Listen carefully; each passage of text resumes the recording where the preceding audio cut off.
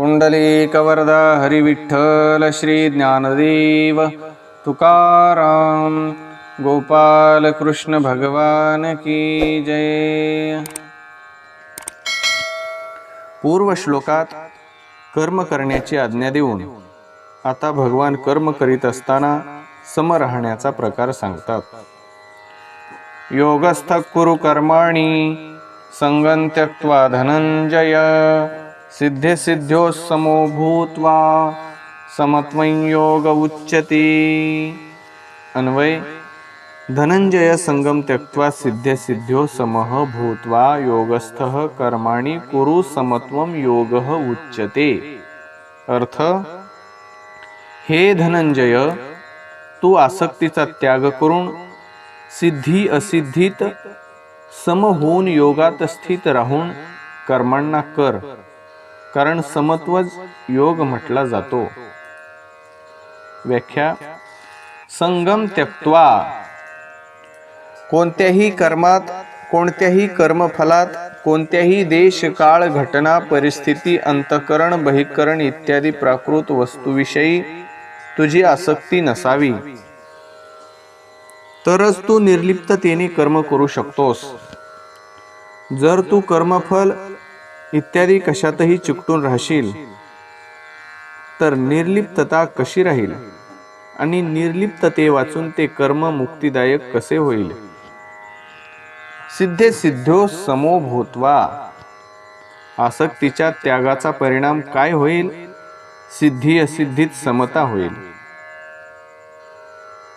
कर्माचे पूर्ण होणे अथवा न होणे, सांसारिक दृष्टीतून त्याचे फल अनुकूल होणे अथवा प्रतिकूल होणे, त्या कर्माच्या करण्यामुळे आदर निरादर प्रशंसा निंदा होणे, अंतःकरणाची शुद्धी होणे अथवा न होणे इत्यादी इत्यादी ज्या सिद्धी असिद्धी आहेत त्यात सम राहावे। कर्मयोगाची एवढी समता अर्थात निष्काम भाव असावा की कर्मांची पूर्ती हो अथवा न हो, फलाची प्राप्ती हो अथवा न हो, आपली मुक्ती हो अथवा न हो, मला तर केवळ कर्तव्य कर्म करणे आहे। साधकाला असंगतेचा अनुभव आला नसेल, त्याच्यात समता आली नसेल, तरीही त्याचा उद्देश असंग होण्याचा, सम होण्याचाच असावा। जी गोष्ट उद्देशात येते तीच शेवटी सिद्ध होते, म्हणून साधनरूप समतेने अर्थात अंतःकरणाच्या समतेने साध्यरूप समता स्वतः येते।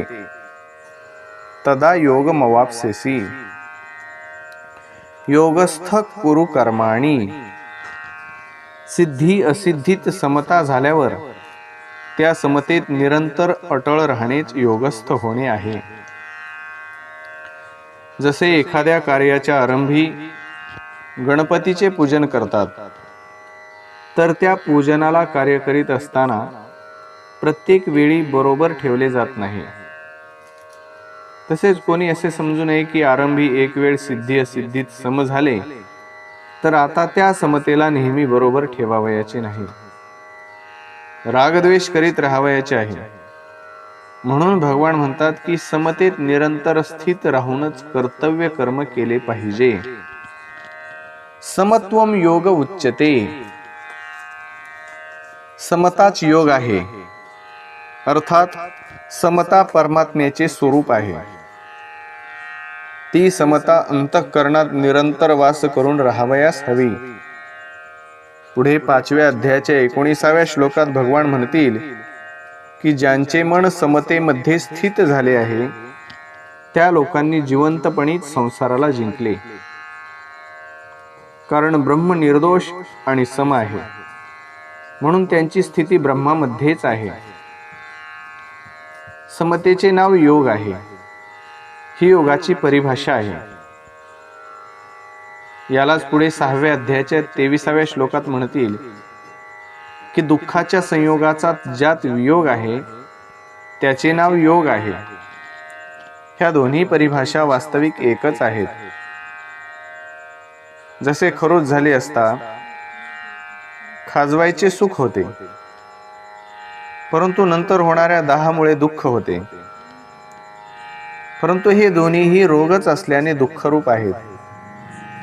तसेच संसाराच्या संबंधाने होणारे सुख आणि दुःख दोन्हीही वास्तविक दुःखरूप आहेत. अशा संसाराशी होणाऱ्या संबंध विच्छेदाचे नावच दुःख संयोग वियोग आहे. म्हणून दुःखाच्या संयोगाचा वियोग अर्थात सुख दुःखाहून रहित होणे म्हणा, अथवा सिद्धी असिद्धी अर्थात सुख दुःखात सम होणे म्हणा, एकच गोष्ट आहे.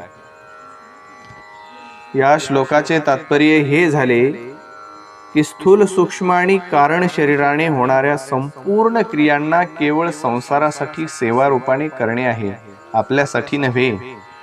असे करण्यानेच समता प्राप्त होते. बुद्धी आणि समता संबंधी विशेष विचार. बुद्धी दोन प्रकारची असते, अव्यवसायात्मिका आणि व्यवसायात्मिका. ज्यात संसारिक सुख भोग आराम मान सन्मान इत्यादी प्राप्त करण्याविषयी ध्येय असते ती बुद्धी अव्यवसायात्मिका असते. ज्यात समता प्राप्त करण्याचा आपले कल्याण करण्याचाच उद्देश असतो ती बुद्धी व्यवसायात्मिका असते. अव्यवसायात्मिका बुद्धी अनंत असते आणि व्यवसायात्मिका बुद्धी एक असते. ज्याची बुद्धी अव्यवसायात्मिका असते तो स्वतः अव्यवसायी असतो. बुद्धयो व्यवसायी नाम. तसेच तो संसारी असतो. ज्याची बुद्धी व्यवसायात्मिका असते तो स्वतः व्यवसायी असतो, व्यवसित असतो. व्यवसितो ही सह म्हणजेच तो साधक असतो. समता ही दोन प्रकारची असते, साधनरूप समता आणि साध्यरूप समता. साधनरूप समता अंतःकरणाची असते आणि साध्यरूप समता परमात्मा स्वरूपाची असते. सिद्धी असिद्धी अनुकूलता प्रतिकूलता इत्यादीत सम राहणे अर्थात अंतःकरणात रागद्वेष नसणे साधनरूप समता आहे, ज्याचे वर्णन गीतेमध्ये पुष्कळ झाले आहे. या साधनरूप समतेने ज्या स्वतः सिद्ध समतेची प्राप्ती होते ती साध्यरूप समता आहे, ज्याचे वर्णन याच अध्यायाच्या 53व्या श्लोकामध्ये तदायोगमवाप्स्यसि पदाने झाले आहे. आता या चारही भेदांना असे समजा की एक संसारी असतो आणि एक साधक असतो, एक साधन असते आणि एक साध्य असते. भोग भोगणे आणि संग्रह करणे हाच ज्याचा उद्देश असतो तो संसारी असतो. त्याची एक निश्चयात्मिका बुद्धी नसते, तर कामनारूपी अनेक शाखा असलेली बुद्धी असते. मला समतेचीच प्राप्ती करावयाची आहे, मग काहीही हो असा निश्चय करणाऱ्याची व्यवसायात्मिका बुद्धी असते. असा साधक जेव्हा व्यवहार क्षेत्रामध्ये येतो तेव्हा त्याच्या समोर सिद्धी असिद्धी लाभ हानी अनुकूल प्रतिकूल परिस्थिती इत्यादी आल्यास तो त्यात सम राहतो, रागद्वेष करीत नाही. या साधनरूप समतेने तो संसाराहून पलीकडे जातो. इहैव तैर्जित सर्गो येषां साम्ये स्थितं मनः. साधनरूप समतेने स्वतः सिद्ध समरूप परमात्म्याची प्राप्ती होते. निर्दोषम ही समम ब्रह्म तस्मात् ब्रह्मणि ते स्थिताः. परिशिष्ट भाव. पातंजल योग दर्शनात चित्तवृत्ती निरोध रूप साधनाला योग म्हटले गेले आहे. योगश्चित्तवृत्ती निरोधः. या योगाच्या परिणाम स्वरूप द्रष्ट्याची स्वरूपात स्थिती होते. तदा दृष्टुः स्वरूपे वस्थानम. अशा प्रकारे पातंजल योग दर्शनात योगाचा जो परिणाम सांगितला गेला आहे त्यालाच गीता योग म्हणते. समत्वं योग उच्यते तम विद्या दुःख संयोग वियोगं योग संज्ञितम. तात्पर्य हे आहे की गीता चित्तवृत्तींपासून संपूर्णपणे संबंध विच्छेदपूर्वक स्वतःसिद्ध समस्वरूपात स्वाभाविक स्थितीला योग म्हणते. या योगात अर्थात समतेत स्थित झाल्यास मग कधी यापासून वियोग अर्थात व्युत्थान होत नाही. म्हणून याला नित्ययोगही म्हणतात. चित्तवृत्तींचा निरोध झाल्यास तर निर्विकल्प अवस्था होते, परंतु समतेत स्वतःसिद्ध स्थितीचा अनुभव झाल्यास निर्विकल्प बोध होतो, सहजावस्था होते. निर्विकल्प बोध अवस्था नव्हे तर संपूर्ण अवस्थांतीत तसेच त्यांचा प्रकाशक आणि संपूर्ण योग साधनांचे फल आहे. अवस्था तर निर्विकल्प आणि सविकल्प दोन्ही होतात, परंतु बोध निर्विकल्पच असतो. अशा प्रकारे गीतेचा योग पातंजल योग दर्शनाच्या योगाहून फारच विलक्षण आहे.